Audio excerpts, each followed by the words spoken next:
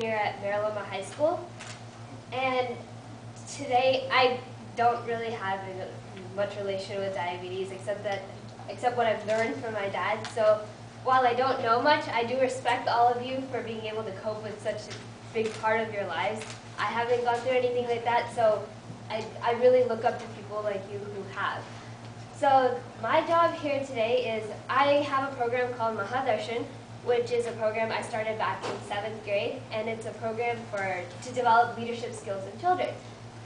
But I think the thing is, all of you do exhibit leadership skills already because you've gone through such things, so you already master things like courage, determination, optimism, and problem solving. So instead I'm going to talk about something a little different, and that's self-esteem.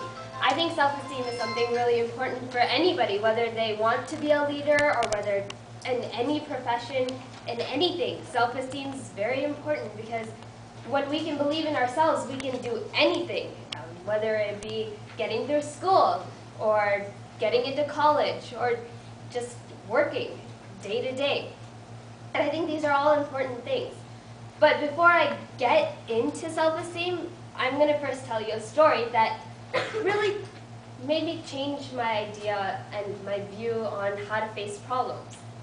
So, there was this one girl, and she went up to her mom and she said, "I'm done. I don't know what to do anymore. I'm just in over my head. Every time I solve one problem, something else comes up, and I can't deal with it anymore. I just want it all to stop." And I know we've all gone through situations like that, where you just plop down one day and you say, "I'm done. I can't take this anymore." I know I do it with school, where I'm at the verge of tears because I don't know what to do anymore. I mean, this past weekend I went to a tournament in Berkeley for debate, and I got sick. I could barely talk. I almost lost my voice. And I was just thinking, I wanted to get this day over with. But the mom just kind of chuckled. She said, "Okay, I'm going to show you something." So she took out eggs, carrots, and coffee beans. She took out 3 pots, and she put the eggs in. She put the carrots in. Sorry, I said something else. Okay, it's eggs, carrots, and coffee beans. So carrots and then coffee beans in their respective pots. She filled it all with water, and then she put them on the stove. And she just let them sit for a little bit. She waited, and the daughter's just wondering, how does this have anything to do with my problems? You're not answering my question at all. And then she takes off the pots, and she first takes out the carrots. And she said, "Tell me what you see." So the daughter kind of gave her a look, and then she said, "Well, the carrots got really soft, and they're kind of mushy." And then she said, "Okay, now tell me what you notice about the eggs." And she says, "Well, they got harder." And then she said, "Okay, now tell me what you see with the coffee." And so she takes the coffee, and then she smiles. She says, "It smells really, really good." And the mom says, "These 3 things represent people. Some people are like carrots, where they start out really, really hard and really, really strong, but the moment they're faced with a problem, they just fall apart. They become soft and mushy." And then she said, "Some people are like eggs, where they start out hard on the outside but soft on the inside, and then they're faced with a problem, and while they retain their original shape and their look, inside they're way different now. Now they're hard on the inside." And then she said, "And then there are a few people who are like coffee, who, when they're faced with a problem, instead of themselves changing, they change their surroundings to help them." They actually created, while water may have been a problem for a lot of people, for the coffee beans, they were able to change their surroundings and actually create this aroma and create this wonderful smell and substance. So, not a lot of us are like coffee. I'll be the first to say, I think I'm like eggs. I get really hard when I'm faced with problems. And my best way to deal with things is I back off and I say, "Okay, fine. You want to mess with me? I'm not going to change. I'm just going to stand here." And I become hard. But my biggest goal in life is to become like the coffee, to be able to face these problems and to actually change the problems to benefit me. Because that is the mark of a good leader. And I think you've all faced problems of various degrees in your lives, some bigger than others. And I think you've all done a great job with coping with one of the biggest in your lives. But can we change the way we cope sometimes? Can we make it even better? Can we face problems head on with a smile rather than a frown?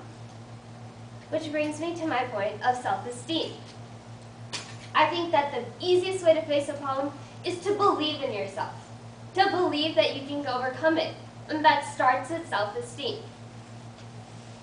A lot of times we look around and we comment on different people, we say, oh wow, look at that egomaniac. Look at how into themselves they are. They're all so self-centered. They're all just overconfident. But why don't we take away the over and just say, they're so confident. They can actually believe in themselves. They don't care what other people say because they know who they are. A lot of times in society, we think that anybody who does something differently or walks around with their head held a little higher than somebody else, they're overconfident.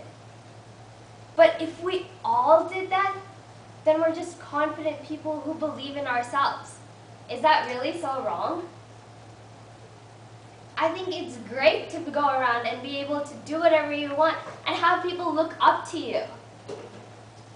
Because confidence is important. And self-esteem is something that needs to be high. Because that way, when you're faced with any type of problem or any type of issue, you know yourself enough to know that you can overcome it. And you can hold yourself high, even when somebody tries to push you down. Because you know that after the rain, there's always a rainbow. That after the problem, you're going to have an up. That you can't always have something wrong with your life. There are good parts, and maybe we should see that. But the thing is, how do we go about gaining a high self-esteem? It's not something that you just wake up one day and say, hey, I have high self-esteem. I'm really confident today. That's really hard. I know there are lots of times that I get up in the morning and I say, I can't do this. I'm just going to sit here because I don't want to go. I have a really hard test today. Or I have a really hard competition today. I can't do it. I'm a nervous wreck before competitions. I have the butterflies in my stomach. I don't eat. And I go around going, oh no, something bad's going to happen. Something bad's going to happen. But maybe we should go to power of positive thinking. If we can say, I can do it. And take out all the contractions in our life. And instead of can't, won't, don't, change it to can, will, and do. And then we can slowly start to see all the things that we can do rather than what we can't do. And when we experience a lot of success, that's when we realize that we are capable of a lot. And that there are lots of good things in our lives.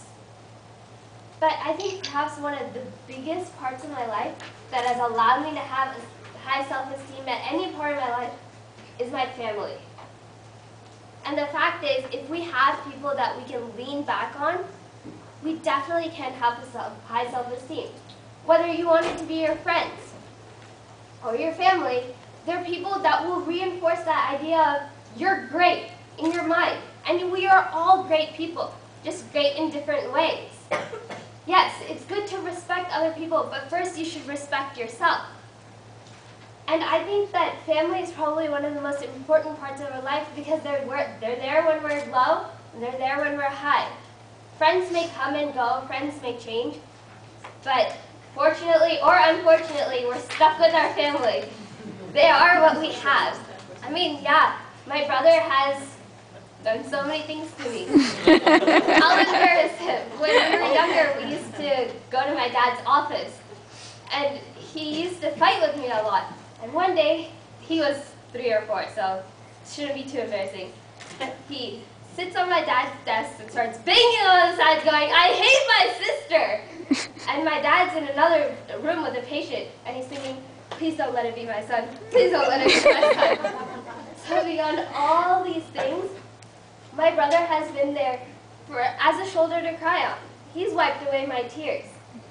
And when you have somebody who's there for you all the time and who's there to tell you it's okay when you don't do so well, don't we feel a little more confident?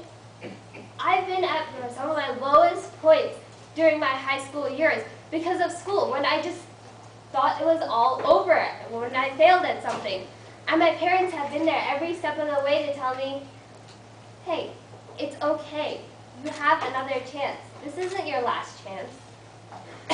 And I really respect that all of you families have been there for your children through some of the toughest parts of their lives. Without you, I think they would have a really hard time facing some of their problems. And I think moms and dads are really, really great people. That beyond all the work that you do, you're able to come and help us kids out. And that I know you all have problems that are probably a lot more serious than ours, but yet you give that importance to us. And it's that importance that makes us feel like we really belong. At times at school, we kids have all those people that the popular crowd or the different type of people, and sometimes we don't feel that we fit in with everybody. But you know, if there's one place that we do fit in, and we will fit in for the rest of our lives, it's our own families. So the next time where you think that I can't do it, or I won't do it, like when we're telling our parents that we won't clean our rooms, take out that contraction and say, I can do it. I will do it. Because problems come in a lot of different ways. Problems can be something small, like, I don't know, your cereal doesn't taste good in the morning. Or problems can be something really big, where you have a final coming up in a week and you haven't started studying. But you know what? You define what your problems are. You define the summits in your life. You can look at a summit as a big, huge obstacle in your way, or you can think of a summit as something you can climb and stand on top and say, I'm a winner, I'm great, I'm wonderful. There's only one of me in the world, and this world can use me to its advantage. You're all awesome. But you have to tell yourself that.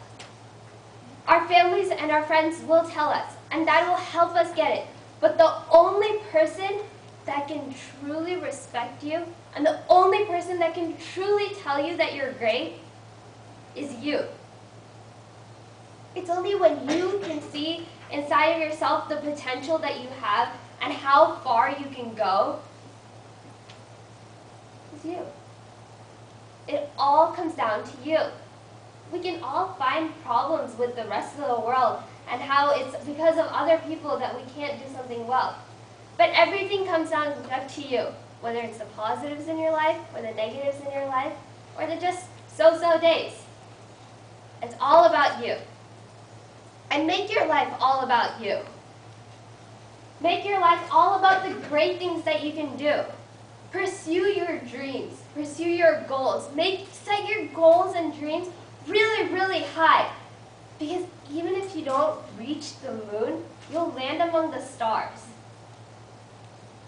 So if you set your goals down here and you reach right here, it doesn't really mean anything. But if you set your goals up here and you reach right here, who's going to say anything about you? Look at how high you got. Just because you set a dream so high and so far away and worked hard towards it. That way you can go to sleep at night saying, I accomplished something. We should all be confident. We should all have a high self-esteem. This doesn't mean I want you to go around saying, I only love myself, no one else is important, and being egomaniac or narcissistic. But you have to remember that things aren't just bad. There are lots of qualities about you that other people don't have. We're all different people. We all like different things. We all think different things. We all have memories that make us different from other people. And rather than pointing out the differences and seeing the lack of similarities, maybe we should appreciate the fact that we're all different people. And that only you have the ability to be you. And to actually take a moment and thank the people around you that have helped you at your lowest points and congratulated you at your highest. But most importantly, give yourself the credit that you deserve. Give yourself that thought that, hey, I can do this. I will do this because I'm awesome. That's all.